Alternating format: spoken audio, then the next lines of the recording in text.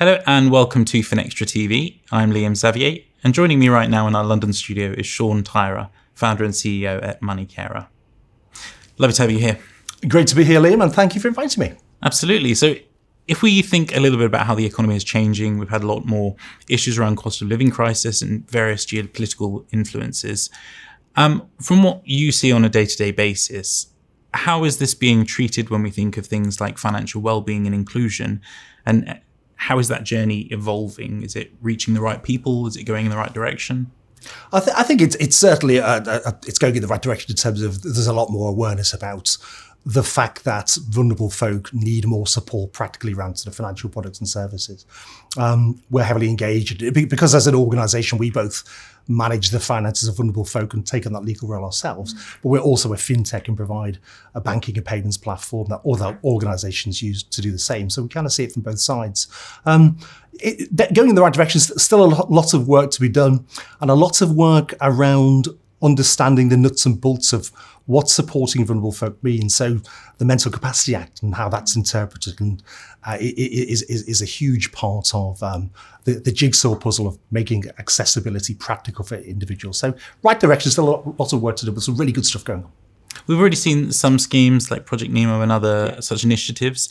Do you think that banks fully understand the scale of what vulnerable adults need and what that looks like? I think it's getting. I mean, Project Nemo, we were part of that sort of cohort. Has done a fantastic job in raising awareness. In fact, the work that Project Nemo has done has fed into government strategy. We are also involved in CFIT, which again is kind of off the back of the work that Project Nemo and the Centre for Finance, Innovation and Technology, to help with developing a banking product that is fit for purpose for people with learning disabilities and other support needs. In fact, MoneyCarer have just launched the first such product. It's called the Touch Account. And it really comes back to Nemo has done a great job of raising awareness of the fact there's a gap in the marketplace. And that's an opportunity for banks and financial institutions as well. But the next stage now is actually developing that route to market, the product that actually meets the need of those individuals. So, for example, our Touch Account and the work we're doing with CFIT, it's really about changing the position with most banks at the minute when it comes to dealing with people with capacity issues. It's binary. It's either you are deemed to have capacity, thereby here's access to all the products that you and I might have access to and use. Or actually, there are some issues in terms of capacity, therefore we want somebody else to make decisions for you and almost taking away access to those products. There's a whole gap in the middle, which is about understanding that people have support needs, but with the right banking support, the right products, financial inclusion can be more readily available for that cohort of individuals. And that's a huge piece of work. And I think the message is getting through. I think the government, again, a lot of it is to do with the awareness Nemo has raised. I think the message is getting through and there is support, but it's more about the ins and outs, the nuts and bolts of how that actually comes together at this stage. And in a bid to improve speed and optionality, we often see a lot more conversations around how to actually facilitate faster payments through technology, whether it's AI or other things. How are these things impacting the vulnerable community, whether it's a hindrance or a help? I think the ability to make a payment quickly is for the most part a good thing. But again, within the context of some of the work that we're doing and some of the things that we're involved in, which is really about providing greater access for banking services for clients who have support needs. Sometimes, and again, it depends on the individual, but sometimes almost having a slower method of making a payment might be more appropriate. And by that, an example could be if we have a client that we are working with and developing banking services so that they have more individuality, more choice around how they manage their own money. It still might be a good idea if that person chooses to involve their circle of care. That could be a family member or a carer, for example, to watch over them in terms of some of the payments they might be making. So I think the ability for the individual to push a payment, but perhaps it's then authorised by somebody else. If that is what the individual wants to protect them, is not a bad thing as well. So speed's good for most people, and for lots of our clients, I'm sure that's great as well. But you've got to have options. When you are developing products for people with various support needs, you've got to have various tools in your bag that are suitable for that individual. It can't be a one-size-fits-all.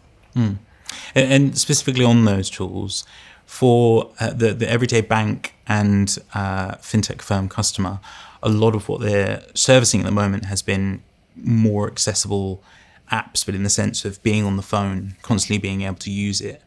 But what consideration should banks have when it comes to, can someone who is vulnerable or their carers actually access those apps? Can they understand the complexity of what it might be? Can they use a phone? Do they want to use a phone? Yeah. Lots of our clients would struggle with a smartphone, quite frankly. And lots of carers who support our clients might be older carers who aren't really particularly tech savvy. So you could argue that the assumption that everyone could use a phone is it needs a bit more thought. So one of the things that we're doing as well is we're developing a tokenized biometric fingerprint activated card, because clearly when you use a phone, you've got security built in, it's biometric. But if you don't use a phone, sometimes I wouldn't say the biometric card is a low-tech solution, but in terms of how you use it is you don't need a phone. You don't need a power source. Once your fingerprint is on the card, you can then make a transaction, or a carer can, on someone's behalf. So you've got the added security of knowing it's biometric, but you don't need to know how to use a smartphone, and you don't need to remember a PIN number, which is the main reason why we're developing biometric cards. So tech's great, serves lots of purposes, supports lots of clients, but it's not always the answer. Sometimes common sense is a better way forward. What are some of the considerations when it comes to actually finding that perfect balance for low tech? I think it's accessibility and common sense again. So, for example, we have our own payment rings and payment bracelets that we've developed. And the reason why we invested in that technology is to provide our clients with different ways of making payments. Think of somebody who might be in a wheelchair with dexterity problems. They couldn't hold a card, potentially biometric or not, but they might be able to make a payment by using their wrist with a bracelet on it to that way, or to use a payment ring. So the technology is high tech, but the user case is common sense and straightforward.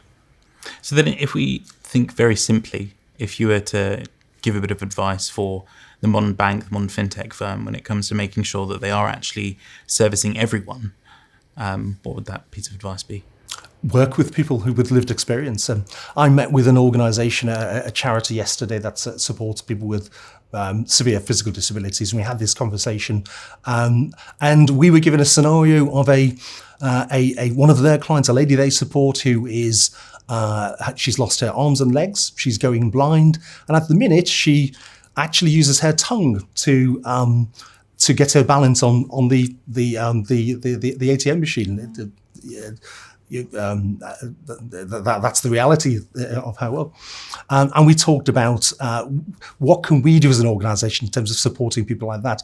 The honest answer is we've got lots of ideas, but we suggested, well, can we meet with your clients and have a conversation with her to see what the art of the possible is. So you can't just assume that an idea will work for everybody. If you're really going to look at supporting vulnerable folk, what is vulnerability? Is it physical vulnerabilities? Is it cognitive challenges? It's not a one-size-fits-all. You really do have to speak with people, the end user, people with lived experience, and get their input.